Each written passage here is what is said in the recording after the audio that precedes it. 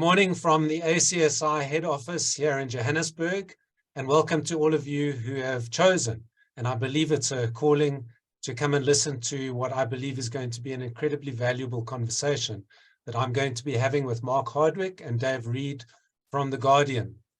Before I say anything more about what they're going to be chatting about, let's open with a word of prayer. Lord, we just thank you for this opportunity for us to engage more about the professional side and the personal side of what you have called us to in Christian education. We ask at this time with Mark and Dave will be a really special time of opening our eyes, especially to the safeguarding of the very precious children who come to our schools each morning.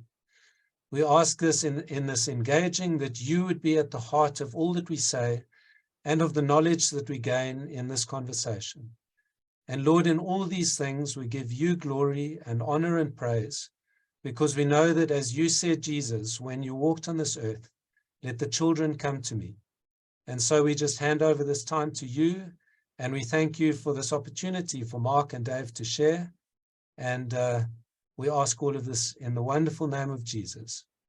Amen. Amen. So, Mark, you're on the big screen, and it's wonderful to have you join us. This is Mark Hardwick, and he and Dave are going to be having a conversation about this wonderful product that they have called The Guardian. So without my taking any more of their time, Mark, I'm going to hand over to you. Perhaps you can tell us a little bit more about The Guardian. Thanks, Neil. So a bit about The Guardian. I started The Guardian in 2009, certainly as a result of a Christian calling. I'm not going to get into the testimony and how we got to that. My history prior to that was I was an investigator in the Child Protection Unit of the SAPS, and ultimately ended up doing this in the private space. The Guardian started out just doing investigation of crimes against children, but slowly kind of it morphed into more than that. And I think that we've found ourselves now in a space where, you know, as a human race, I think, you know, there was a time where catching the person that may have perpetrated a crime against a child, a pedophile, catching that person and ensuring that the child got, you know, really good psychological assistance to ensure that the abuse didn't create long-term effects, that we had a functional adult going forward out of that. That was what we were hoping for. That is what we achieved, as we strived for. But I think that was defined, or still is defined, as child protection. Child safeguarding has certainly found its feet all over the world and is really the new first prize. So that's not to say that we don't want to now catch those that hurt children, but I think we really need to be giving focus to how do we prevent those that have ill intention with children from accessing the children in the first place. Because it's all good and well catching the person that did it, but if we can prevent it in the first place, that's really where the safeguarding of children kicks in. And so as The Guardian, we still do all of that reactive work. And I'm not diminishing the value of that. I'm not diminishing the value of, you know, finding someone who does have a problem and getting them removed because, you know, they do place children at risk. I'm not diminishing that at all. But we've certainly worked with schools around South Africa, sporting, you know, federations and clubs and tournaments around how they can take what they're doing and create an environment where the likelihood that these challenges may arise is diminished or mitigated as far as possible. And so for me, that has been a massive learning curve, in that we've got to a place where we find ourselves very often speaking to schools and speaking to sports clubs and speaking to those that engage with children, and for them almost to be of the opinion that this is something that is okay. It's not going wrong. You know, it's almost a case of going, if I don't see it, it's not happening.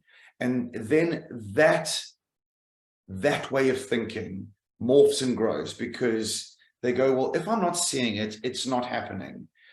But if we start putting up a stop sign and say, hold on, let's put structures in place that will mitigate this, there's almost a belief or an opinion that goes, well, now, as a school, we're saying we don't tolerate that. And the concern is that if we say we don't tolerate it, some child may come out and go, okay, well, if you don't tolerate it, I need to tell you about something that's been happening to me. And then the fear really lands on the table, because then they go, how do we deal with this? What is the steps that we need to take? And so the Guardian, to answer the question, what it is we're doing, is really speaking to schools and going, there is a process that goes from, in the very beginning, of proactive safeguarding, where we're looking at policy.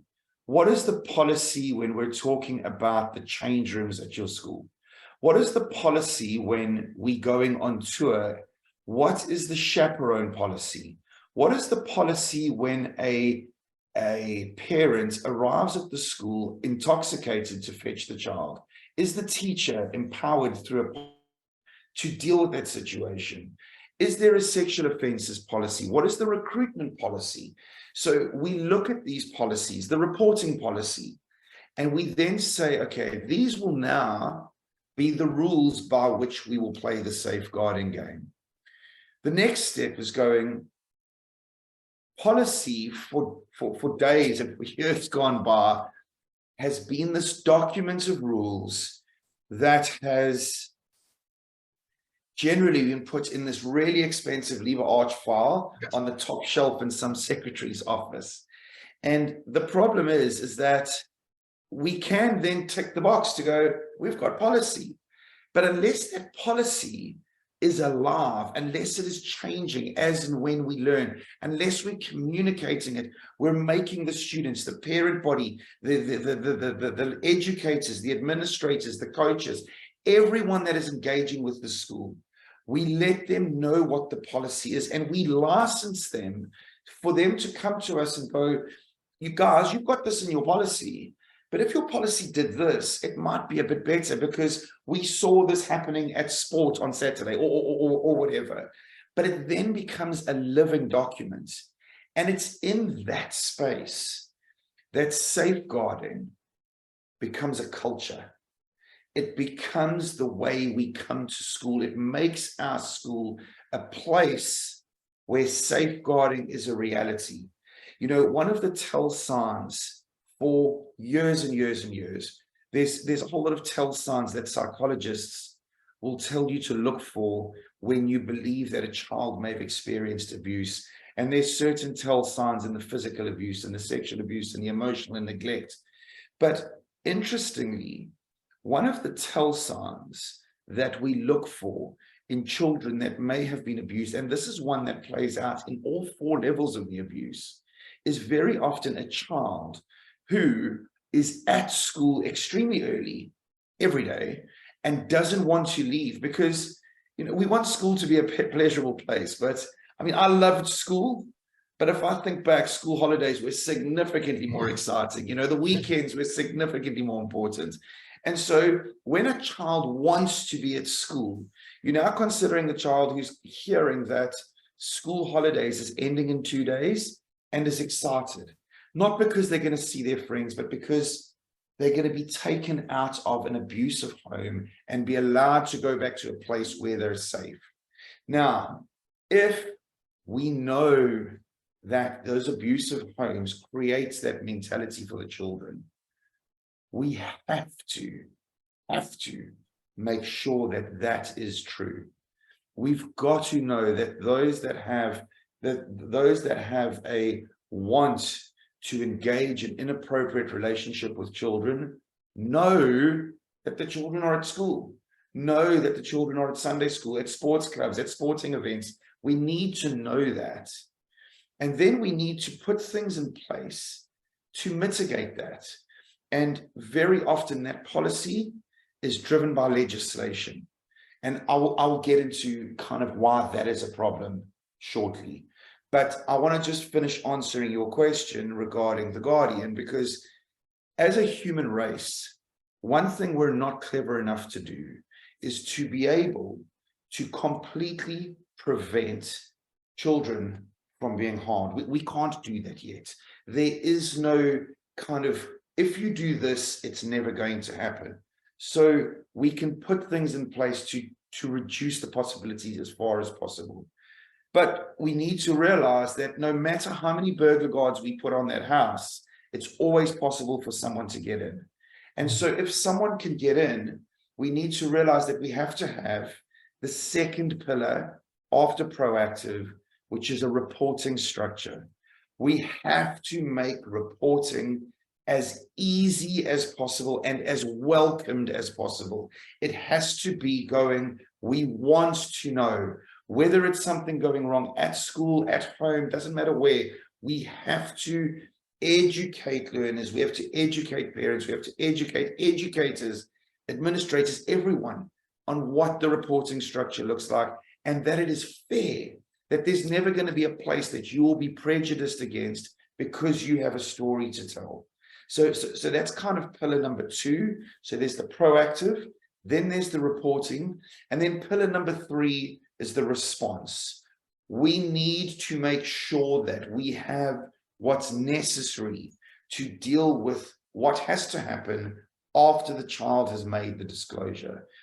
We do have a challenge in that if we need a first responder that is government, so if we need SAPS, if we need Department of Social Development, if we need Department of Health, very often there is a lack of assistance in those spaces. But I think we need to bear in mind that as the school, as the organization, that falls outside of our control. We cannot cause the CIDs at the local police station to be effective, or the child protection unit. We can't cause the Department of Health to do a really good forensic analysis of a child that's been abused. We can't cause the National Prosecuting Authority to not be bought. We can't cause the Department of Justice to be balanced. It falls outside of our sphere of influence. What we can do is make sure that the response internally in our community, in our school, meets the best standards possible. We need to believe the child. Internally, we need to have structures that allows us to deal with the perpetrator, that allows us to deal with the child, that helps the family go through what they're going to go through. Yes, there's a legal responsibility to report it to the SAPS, but in all honesty, that is a box ticking exercise. That is not bringing the solution that the child needs. And so getting the response right is as important as getting the proactive and the reporting correct. So who is the guardian? What does the guardian do?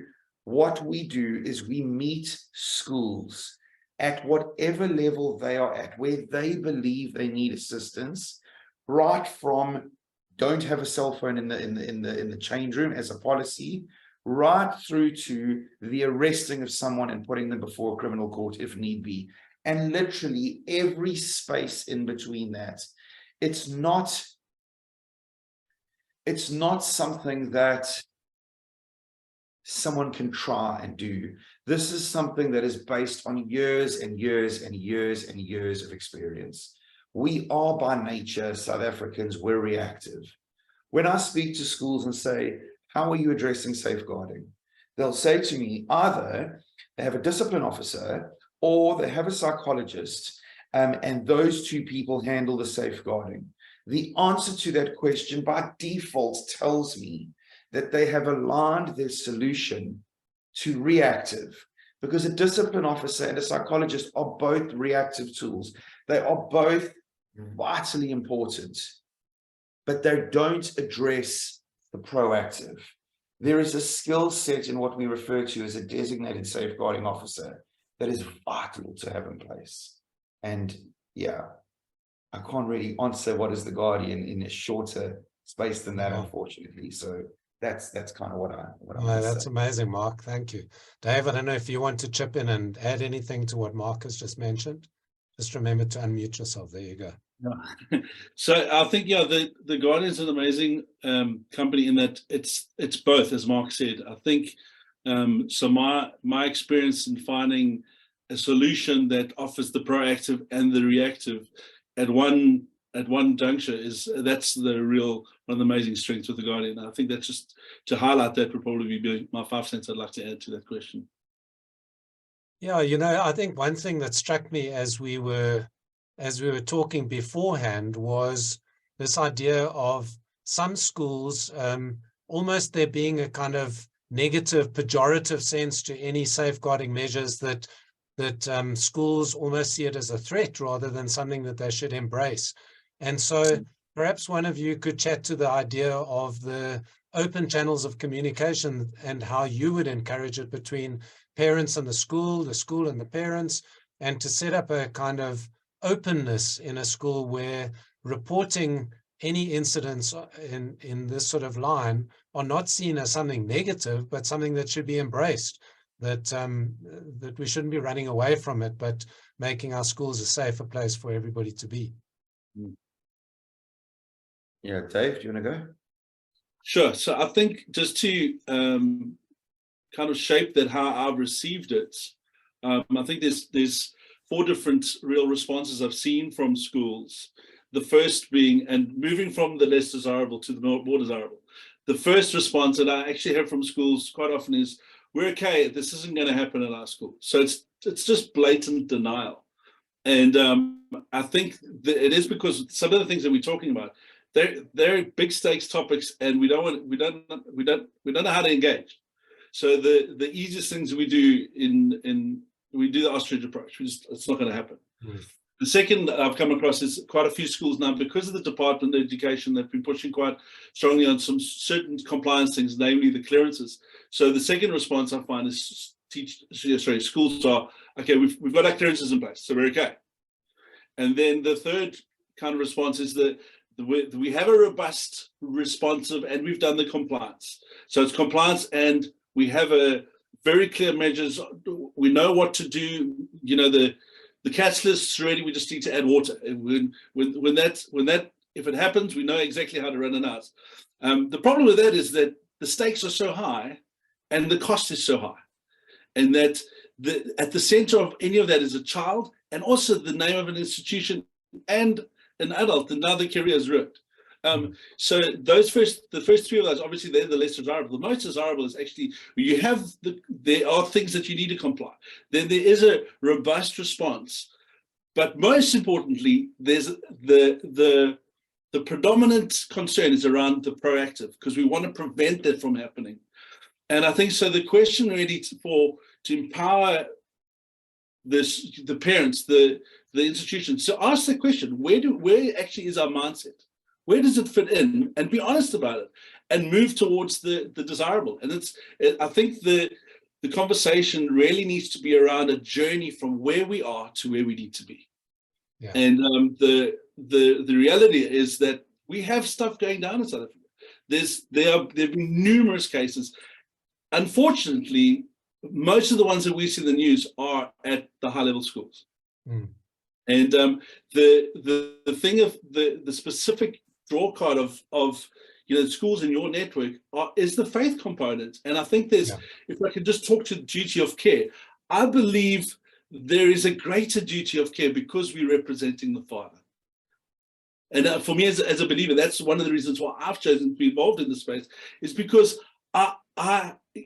that's my life's purpose. And if I'm going to represent the Father in terms of care, I'm going to represent Jesus in terms of walking with people. If I'm an educator and I'm the person that's the gatekeeper of that space, I want to do everything in my power to be able to do that as worship, do that as something that I can face the parents and say, I've done everything in my power, because that's the calling. Yeah. And that's the responsibility that I've taken on as being an educator. And I was an educator for a couple of decades. So. And that's the weight that carries. And I think that with the specific offering you have for your parents, even for your educators, this actually needs to be held closer. Yes. And we can't say, oh, well, we'll pray over our student body and hope that nothing happens. Can't do that. We've got to actually engage. So, you know, like Dave talks about what he's experienced in terms of the idea that it's not going to happen. Second space is the compliance. The third is kind of going, okay, well, we're going to be compliant, but we're going to have a reporting space. The challenge that aligns there, and I alluded to it earlier, where, you know, schools will choose attorneys and people of legal mindsets to draft policy. So if I can explain it like this, if we took all of South African law, okay, and I'm going to break it down firstly hierarchical, so highest law, middle law, and bottom law, and then I'm going to split it down the middle and break it that way. So, and I'm just trying to create an understanding for those who aren't necessarily legally minded. So when we break it down hierarchical, the highest law of South Africa in terms of the legislation and the statutes is our constitution. Our constitution essentially defines how we write law, theoretically. Then under the constitution is our statutes, our acts, the Sexual Offences Act, the Children's Act, the Child Care Act, Domestic Violence Act, etc. Companies Acts, and, you know, labor relations, all of them sit in that space.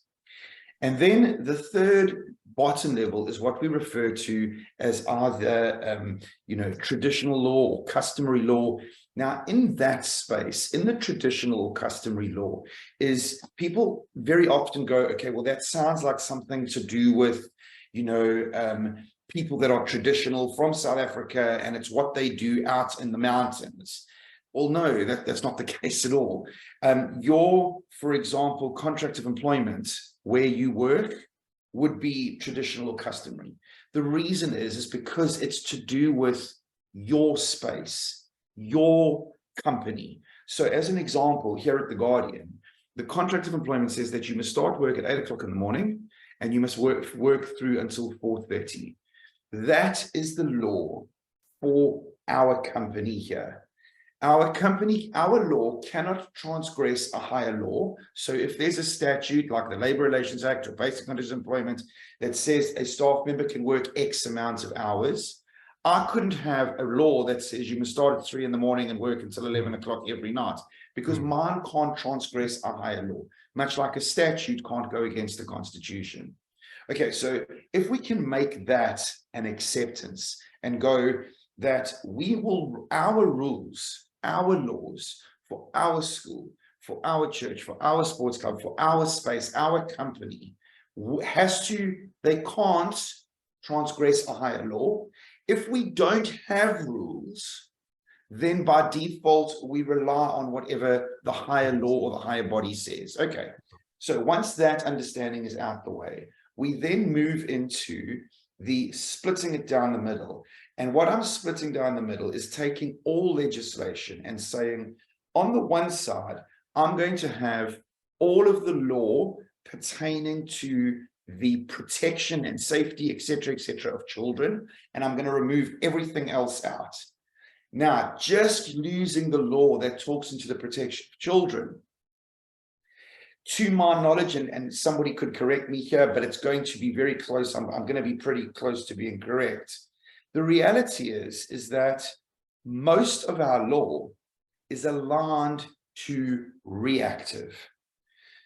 How do we react when a child is hurt? And in all honesty, South Africa has some of the best reactive child protection legislation on the planet. When we're talking about the rape of a child, we're starting at life imprisonment. I mean, we've really got some sharp teeth in our legislation in the reactive side. Proactively, we are really limping.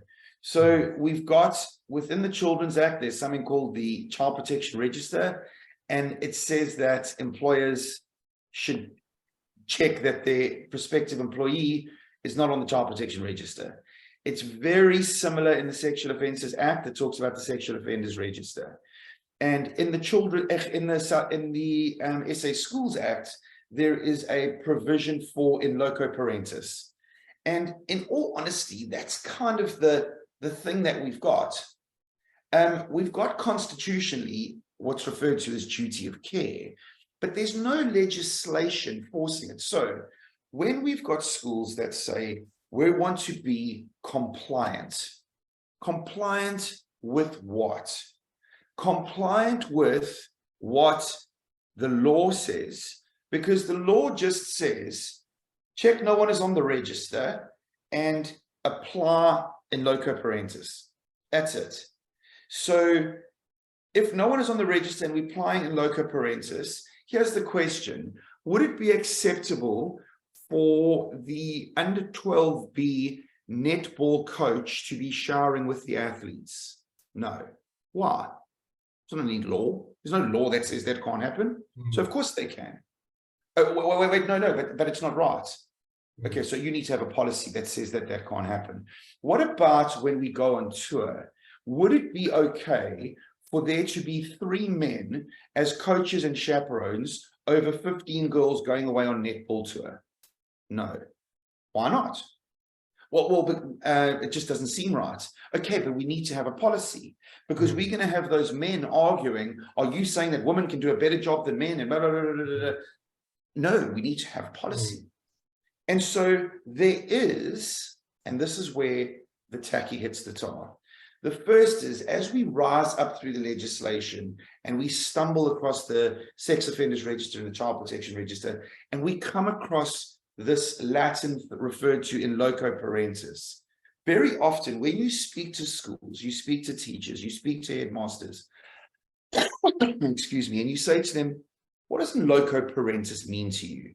Most people are going to say, if a child is injured and I can't get hold of the mom or dad, the principal then has the ability to make a medical emergency decision over that child in the absence of the parents.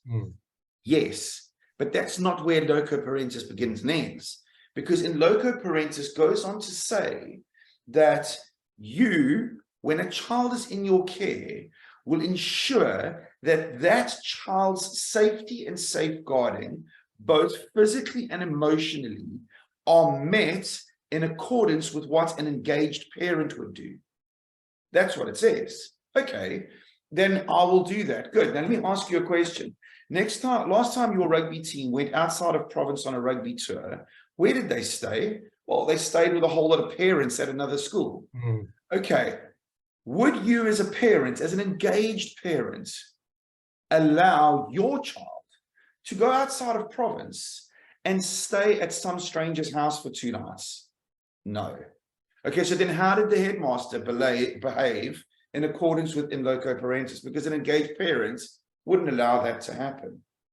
But that it hasn't become as much the stumbling block as the duty of care. Now, duty of care, defined in the Constitution, has historically really governed professions like attorneys, doctors, anaesthetists, that space. But duty of care has never been refined to that. It has always been a bigger picture. Now what we're seeing is when a child, so I'll give you an example of something that played out and something that I kind of took a little bit of flack for, because I made an open public statement about something that had happened. But in this specific case, what had happened was there was an allegation, let's say at school A, there was an allegation at school A that a specific teacher had been making inappropriate advances towards learners. The school was really, really concerned, and so had the conversation with the educator. The educator then said, these children are all just trying to destroy my good reputation. I'm resigning, and left. School A believes they dodged a bullet.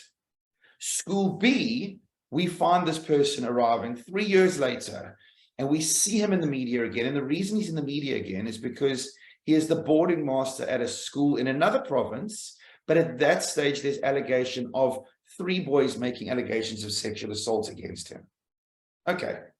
Now, an attorney goes onto the radio and says that is the failure in how we protect children, because there's no way to address that. Rubbish. And this is where the duty of care is finding its space and is going to place schools in financial and reputational damage, because that educator at school A was bound by a contract of employment. The contract of employment by default would have said that he must give a month's notice. The school sat with an allegation of an inappropriate behavior with a child. Within that month's notice, they could quite easily have run a disciplinary inquiry. If they had run the disciplinary inquiry, that person may have been found guilty. If so, their name would have been placed on the child protection register. If so, they wouldn't have been employed at school B. If so, those learners at school B would never have been raped. So, by failure in duty of care, the parents at school B have a civil claim against the school A, and school A sits with reputational damage egg all over their face. And so it's important that we realize that if our calling, if our want to do what we as the Guardian are suggesting schools do, if they want to do it because there is a financial driver, there is one. If there is one because there's a reputational driver, there is one. But the schools that we engage with, where there is a moral driver, to what Dave was saying, where there is a space that goes, I actually don't care what legislation says. I have a moral obligation to ensure that when children are in my care and entrusted to my management space, I will make choices and calls that is in their best interest. And when I decide that we're going to have no longer rugby tours that happen and stay at someone's house, and some person who, you know, is donating massive amounts of money to the school or about to build a library because they want their child to have the school experience that they had. And now we say to that person, sorry, but no longer your child will have that experience because we're changing the way we're doing things. And this person goes, well, then I'm not giving you the library. Then you want someone with the moral strength to go, that's very unfortunate, but please keep your library because the safeguarding of learners is significantly more important. And the other thing that we need to kind of just bring into the mix over there is many of the cases that we are investigating in schools are cases that happened like 10, maybe 15 years ago. And the need to address these things proactively 15 years ago was not even a question. And schools are being judged today. Principals that are already retired are being judged today on decisions they made 15 years ago. I think we would be very silly to not think that in 15 years' time,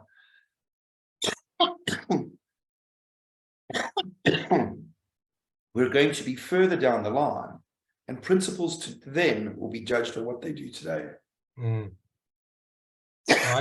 While you're having a cough there quickly, Mark, I just wanted to say that one of the things that I'm intrigued to know on a practical level, Mark did tell me before we started that he's struggling with a bit of a cough at the moment. So I'm intrigued to know on a practical level, what or where are you finding the greatest need? Because I know that you are consulting with schools across the country.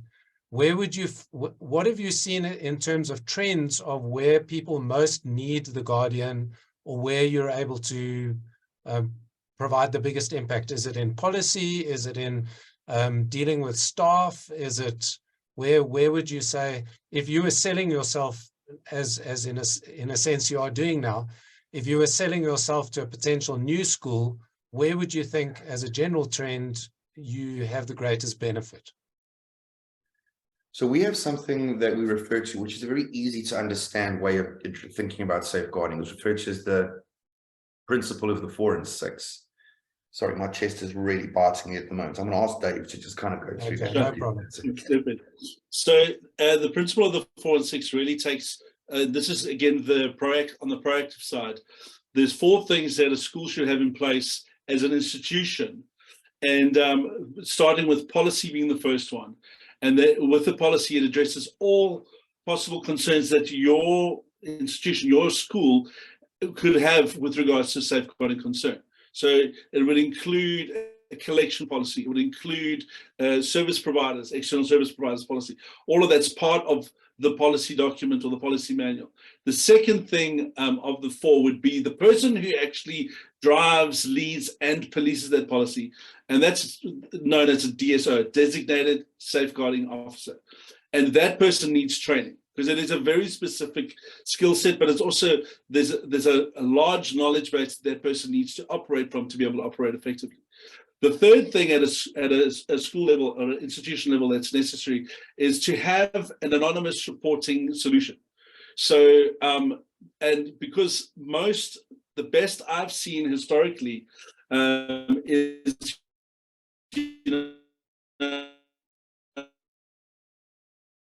You might need to take over, Mark. I heard Dave's signal just disappeared. That's fine. I've got it. I think, I hope. Yeah, so you got to the anonymous reporting solution, and I think it's important that when I was a school counsellor, I had a box outside my office, and okay, let me carry on, Dave. Sorry, your internet seems to be battling a bit, so I'm just going to pick up from where you were. Right. So yeah, so we've seen massive value in the ability for learners to report anonymously. I think we must also bear in mind that, you know, this generation tends to be a little bit more adverse to conflict, you know, to facing, you know, that they tend to kind of go, we don't want to hurt someone's feelings, and so we would rather sit with the challenge than come forward and admit it. The other thing is that, you know, there's that whole adage around, you know, snitches get stitches and ends up in ditches. And so if you can create a vehicle where someone can bring their challenge forward anonymously, it works really well. And it's not just a learner thing, because in the schools that we have, you know, rolled out the ability to report anonymously, we even see parents that now are sending through anonymous reports. We've had reports along the lines of going, listen, my son Dave had his friend Neil around yesterday, and I overheard them talking, and Neil is going to be the guy that is taking the brandy or the weed or whatever to the matric dance. You know, so there is that space, and I think it's massively valuable, the ability to allow learners to report anonymously. And then the fourth, which we mentioned earlier, we're talking about policy, is a communication strategy. We need to make sure that through posters, through WhatsApps, through parent-teacher groups, through whatever, we consistently push out safeguarding things like this school is a photography-free zone. You know, this school has a zero tolerance for bullying. This school has a zero tolerance for whatever. But we consistently need to be pushing that information up. We need to be putting posters up. It's important that, you know, I mentioned earlier that safety and safeguarding are not the same thing. Safety is protection from the environment and generally addressed by the Occupational Health and Safety Act, where safeguarding doesn't have legislation, but it's about addressing inappropriate relationships from developing. And one thing I always say to schools is that safety is an action. Making sure that all your fire hydrants have been checked once a year, it's an action, it's done, finished. Safeguarding is not an action. Safeguarding is a process. And in all honesty, only those that take responsibility for driving that process daily are truly going to start safeguarding children. And that is where the communication strategy kicks in. You need to be pushing it out regularly. We want people to be talking about it.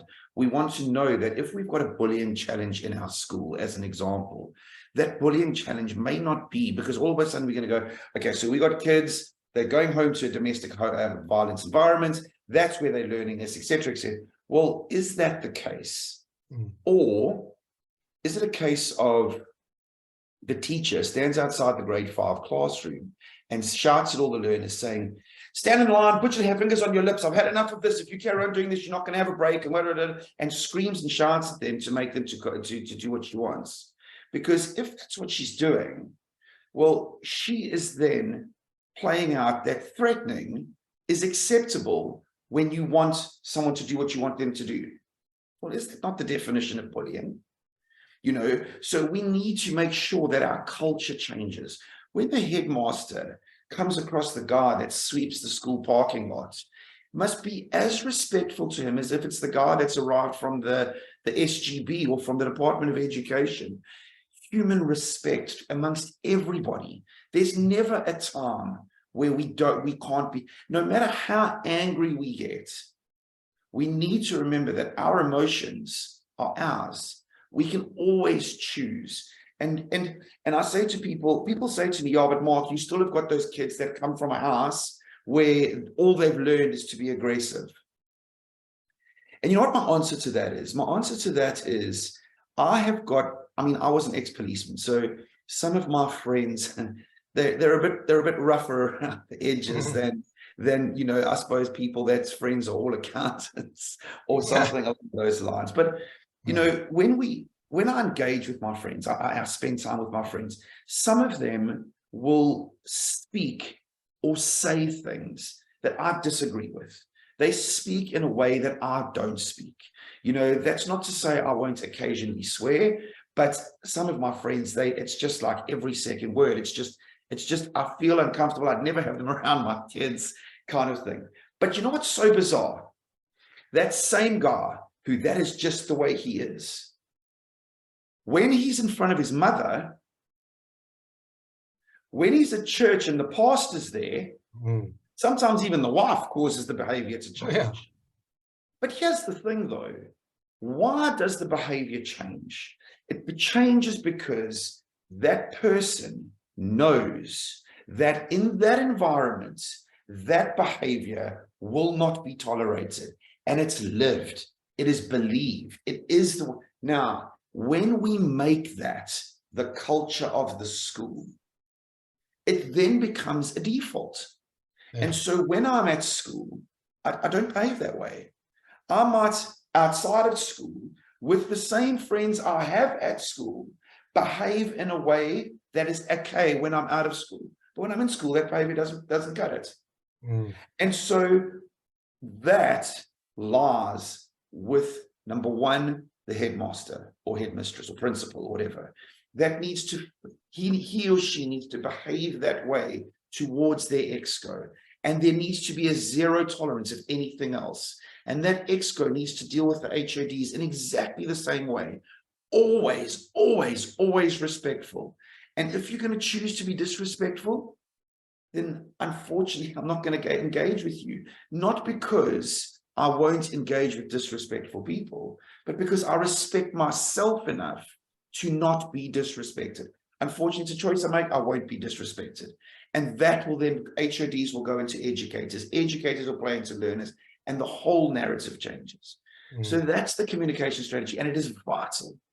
So Dave referred to the 4 and 6, the 4 being policy, DSO, anonymous reporting, and I was going to say, sorry to interrupt you, Mark. Maybe you can move through the 6 pretty rapidly, because I know that our principals are also probably wanting to get on with their work. So maybe you could just, in a nutshell, kind of capture those 6 for us. Sure. So very quickly, we want all educators and administrators to ensure their clearances are done. Sex offenders register, child protection, and criminal check. If someone's name is not on any of those registers, all it tells us that they've never been caught. And so we want them to sign a declaration of good standing saying that there's no skeletons in the closet. We want them to sign a code of ethics. There is an ethical standard that if you want to be a person working with the learners at my school, these are the ethics to which you need to behave. And finally, what we refer to as an SAC or Safeguarding Awareness Certificate. It's just a very basic online course, which is vital. And schools should achieve that 4 and 6. And I know that we're running out of time, Neil, but I want to just comment on one last thing to kind of go, if the school wins, in my opinion, when not that they just believe this, but over and above that, they cause the parent body to buy in. That is kind of where this roots. When the parent body buys in, everybody becomes safer. Yeah, amazing. Thank you, Mark. I was just thinking again, and as both of you have referred to as well, from a Christian education perspective, one of the things that we strongly encourage our schools to do is to get the parents, when they register the kids, and also the teachers when they are employed by the school, to sign what we call a statement of faith, which we actually provide for the schools. And I think that's also one of those things that it's very easy to speak about Christian education, but what is Christian? Unless you specify what a Christian actually is and how a Christian should behave in particular in a school environment, unless you're specific about it, We've lost you, Neil. It's very You're not difficult. coming through. Oh, you're right. Can you hear me? Not sure. Can you hear me? I can hear Dave, can you hear me? I can hear. Oh, okay. Well, I'll carry on speaking. No, maybe it'll pop through to you as well, Mark. I think the more specific we can be, and that's what I really like about your product, is that it has tangible, measurable parts to it. That whether it's something that we do in terms of assisting the parents or the teachers or the school as a whole, I really like what you've explained, because it has tangible, measurable aspects to it that I think many schools will find incredibly liberating. And so perhaps in wrapping up, maybe you could just give us some final thoughts about how do schools engage with the Guardian? How do they get hold of you? We will obviously put this onto the website as well, but just so that schools know what the next step is if this is something that they're interested in. Dave, I'm not sure if Mark can hear me or if which one of you will respond to that. I can hear you. Can you hear me? Thanks, Mark. Great. We can hear you. Yeah. So I think this is very, very valuable. And thank you for the opportunity. I think that getting parents to sign what you just suggested is a really good idea. Just make sure that it's not something we do like at the beginning of grade 8, and then we need to consistently do it. In getting hold of the Guardian, if parents would like to reach out, or schools, or whatever, the best would be through our website, which is www.theguardian.co.za. Go in there. A lot of the stuff we've spoken about today is on there. Alternatively, you can reach out to Dave directly as david@theguardian.co.za. David does take responsibility not very often, all the time, for our schools that want to go down this road and walk down this path. I mean, there's a lot more to it than what we've discussed today. And then our landline number, we are in Durban on an 031 dialing code, but the actual number is quite easy. It's 001 0101. And then if you want to come to me directly, it's Mark with a C, mark@theguardian.co.za. Brilliant. Thanks, Mark. Dave, anything that you'd like to add before we close up? I think just maybe I would say, if a school's wanting to know how they're doing, we do a status check. So that's a safeguarding status check, and that's something that I do. It takes about half an hour, so a couple of questions around policy and practice, and then it's an obligation-free service we want to do just to let schools know where they are. I think that is probably the easiest first step. If they haven't engaged with us, give me a call and we can make a time to do that. And it's a quick and easy, and it is educative to an extent, but it's more diagnostic in the sense of this is where we are. And then obviously there's a report that comes out after that says, hey, this is maybe some suggested next steps for you, or let's pick up the conversation because there's more involved. Yeah. So I think I'll just say that's probably a great service that we do, and it's really valuable. Yeah, brilliant. That's amazing, Dave. And thank you to both of you again for making the time. What we will do, and just so that our member schools know once they've watched this will be under the service providers on our website. We have a number of service providers for different aspects of education and the legal side of things. It will be under service providers so they can go and find this video. I'm really hoping that you will pick up much business from our engagement. And please feel free, if you ever have any newsletters or anything that you'd like to send through to us, we'd be very happy to carry those in our director's desk or our blog. We do have many opportunities to engage with our member schools, our partner schools, as we call them. And blessings to both of you, Mark and Dave, and in this incredible work that you do to ensure that the children, the precious children that have been sent into our schools, are able to do so in an environment in which they feel safe, and that they can grow to the potential that the Lord has put into each one of their lives. So blessings to both of you, and thank you again for making this time to chat to us about the Guardian.